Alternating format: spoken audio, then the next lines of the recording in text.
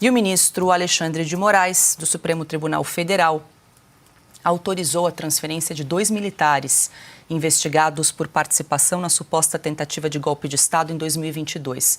O general Mário Fernandes e o tenente-coronel Rodrigo Bezerra de Azevedo estão presos preventivamente pelo caso no Rio de Janeiro. Os dois têm formação nas Forças Especiais do Exército. A dupla deve ser transferida para instalações no Comando Militar do Planalto. Moraes também autorizou a visita das esposas e filhos de ambos. Mensagens obtidas pela Polícia Federal na mesma investigação mostram que Alexandre de Moraes tinha um general como informante sobre a suposta trama do golpe. A descoberta aparece em mensagens dos militares acusados do plano.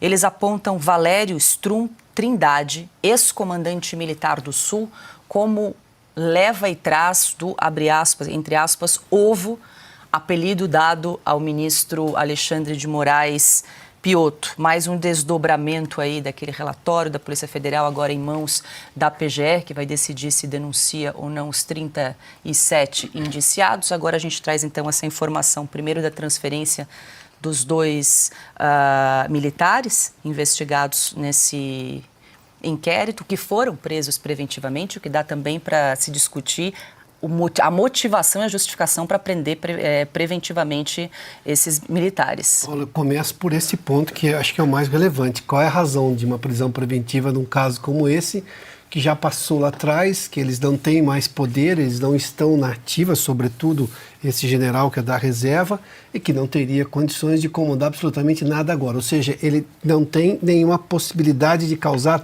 dano enquanto no poder, porque ele não está mais no poder. Então, qual é o motivo da prisão preventiva? Qual é a alegação para sustentar uma prisão preventiva como essa? Esse é o tipo de caso que, se estivesse na primeira instância, o advogado entraria com o recurso e provavelmente o próprio juiz relaxaria a prisão. Bom, continuaria investigado, enfim, o processo iria caminhar, essa é uma outra questão. Vou ao segundo ponto. Interessante que o ministro aceitou agora essa transferência, o que é uma novidade no comportamento dele, porque raramente ele aceita esse tipo de coisa.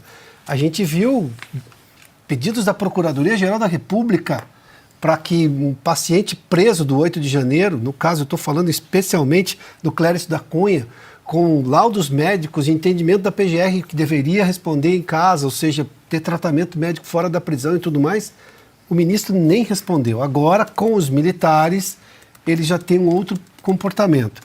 Permitiu essa transferência lá para uma unidade militar no Rio de Janeiro, pelo que eu entendi é isso, né? Eles vão ser transferidos para uma unidade no Rio de Janeiro. Agora, voltando só muito rápido também essa questão da teoria do golpe, esse é o tipo de coisa que, em tempos normais, essa investigação jamais aconteceria da forma como ela está acontecendo. O problema é que nós não estamos em tempos normais. E se não estamos em tempos normais, precisamos voltar à normalidade. E aí a gente precisa de um Congresso, e nesse caso especificamente de um Senado mais atuante, altivo, defensor da Constituição. Mas aí eu dependo de um presidente do Congresso, um presidente do Senado mais altivo e defensor da Constituição. Porque esta tese, até o momento, por aquele documento que a Polícia Federal revelou, não consegue comprovar quase nada. A não ser uma conversa entre pessoas que podem ser, digamos, aloprados, que não tinham nenhuma capacidade de gerar o dano. E aí a lei brasileira é muito clara em relação a isso, é sempre bom a gente frisar. A lei diz isso, mas o problema é que a lei no Brasil não tem valido muito nos últimos tempos. Só trazer um número para ilustrar isso que o Piotto está falando. A Folha de São Paulo fez uma reportagem no sábado. O ministro Alexandre de Moraes já determinou 64 prisões preventivas nos últimos tempos. 64. Isso é um número comparável a operações que duraram anos da Polícia Federal. 64 prisões preventivas. Eram necessárias ou têm sido utilizadas como método? Essa é uma pergunta que fica.